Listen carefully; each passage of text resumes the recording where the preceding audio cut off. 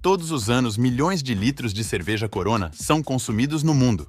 Com um valor de mercado avaliado em mais de 10 bilhões de dólares, ela se tornou a cerveja premium mais importada em 150 países. Só nos Estados Unidos, ela representa 30% do consumo de cervejas importadas. No ano de 2024, suas vendas cresceram 70%, se consolidando como a cerveja mexicana mais vendida do mundo. Mas você sabe como essa bebida é feita? Quando a indústria cervejeira no México passava por diversas transformações. Embora o país já contasse com um mercado de cervejas inspirado em tradições europeias, foi em 1925 que a cervejaria Cervecería Modelo, sediada na Cidade do México, lançou pela primeira vez a marca Corona. Inicialmente, essa bebida buscava atender às preferências locais, mas com o tempo conseguiu conquistar também outros países, tornando-se uma das cervejas mexicanas mais reconhecidas internacionalmente. Hoje, ela é lembrada por sua cor clara, sabor suave e embalagem de garrafa transparente que se tornou icônica. A fabricação da Corona começa na seleção dos ingredientes básicos: água, malte, lúpulo e levedura, que é o fermento. O malte deriva de grãos de cevada que passam por um processo chamado maltagem. Esse procedimento envolve a umidificação dos grãos para que germinem levemente, liberando enzimas que auxiliam na conversão do amido em açúcares fermentáveis. A Corona utiliza maltes claros, pois a intenção é obter uma cerveja de coloração suave e um sabor que seja menos encorpado. A escolha da cevada é feita em grande escala, com produtores que fornecem os grãos em quantidades maciças. Depois que esses grãos chegam às fábricas, passam pela maltagem. Em muitos casos, a cervejaria pode adquirir o malte já pronto de empresas parceiras, o que agiliza toda a cadeia de produção.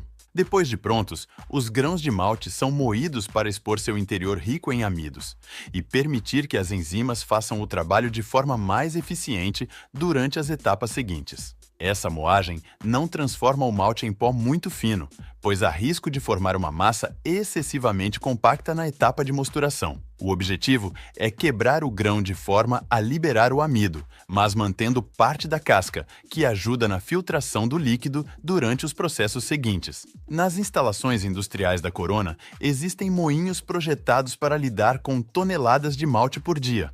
Geralmente, a moagem é ajustada para que o tamanho das partículas fique no nível ideal para a produção do mosto. Agora, vem a etapa de mosturação, que é quando o malte moído é misturado com água aquecida em tanques conhecidos como tinas de mostura. Nesse momento, as enzimas liberadas na maltagem começam a quebrar o amido dos grãos em açúcares mais simples, que podem ser fermentados posteriormente.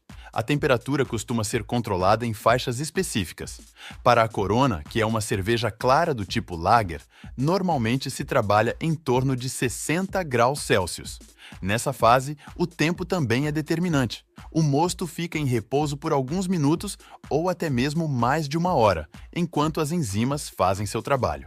Em seguida, ocorre o chamado mash out, que é o aumento de temperatura para inativar as enzimas e facilitar a próxima etapa de separação dos resíduos sólidos. Esse processo é conduzido de modo a extrair a maior quantidade possível de açúcares sem trazer sabores indesejados ou amargores que poderiam prejudicar a cerveja. Depois que o mosto é formado, ele precisa ser separado das partes sólidas, ou seja, das cascas e resíduos do grão.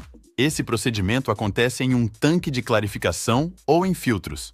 A camada formada pelas cascas ajuda a reter partículas maiores, atuando como um filtro natural. O líquido resultante é claro, rico em açúcares e pronto para a fervura. A Corona visa uma aparência bastante límpida, por isso, a clarificação recebe atenção extra. Qualquer turbidez excessiva acabaria afetando o aspecto característico da cerveja. Uma vez clarificado, o mosto é transferido para tanques de fervura. Neste momento, ocorre a adição do lúpulo, planta que contribui com amargor, aroma e conservação. A Corona, por ser mais suave, tende a empregar variedades de lúpulo que não são tão intensas em amargor. A fervura costuma durar de 60 a 90 minutos. Durante a fervura, acontece a esterilização do mosto, matando micro-organismos que possam prejudicar a fermentação. Depois da fervura, o mosto quente precisa ser resfriado rapidamente até a temperatura ideal de inoculação do fermento, que em cervejas de baixa fermentação, lagers, costuma ficar na faixa de 8 graus Celsius a 12 graus Celsius. Esse resfriamento é feito em trocadores de calor, equipamentos onde o mosto circula em tubos finos e entra em contato com água fria em circuito fechado.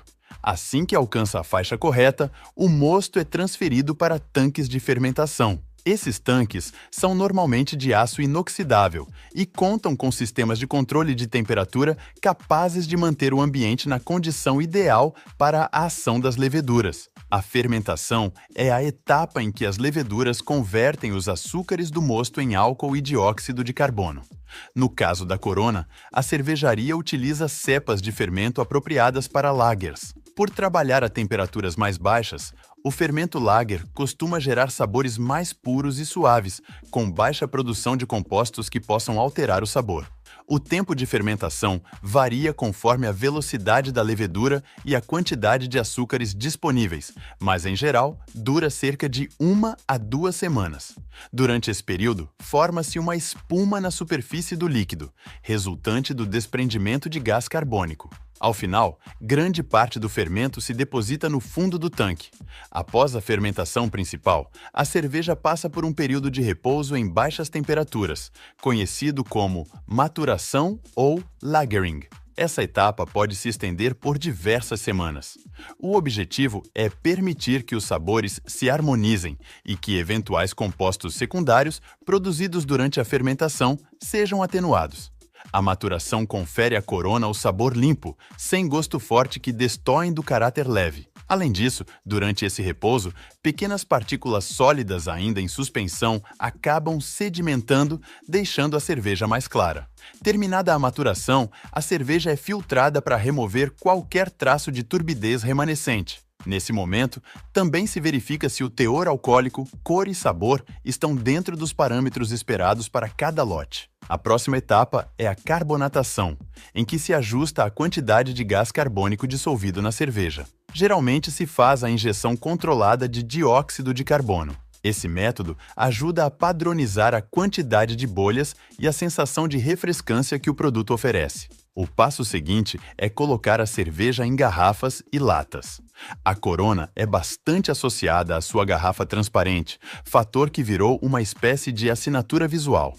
Há sempre um cuidado para evitar qualquer contaminação ou quebra das garrafas, pois até pequenas lascas de vidro podem inutilizar grandes quantidades de cerveja. Na linha de envase, as garrafas passam por um túnel de lavagem interna e externa para remover qualquer impureza. Depois, são direcionadas a máquinas chamadas enchedoras, que doseiam a cerveja na quantidade exata. Em seguida, realiza-se o fechamento com a tampinha metálica, que assegura a vedação adequada. No caso das latas, o sistema é parecido, mas com processos adaptados.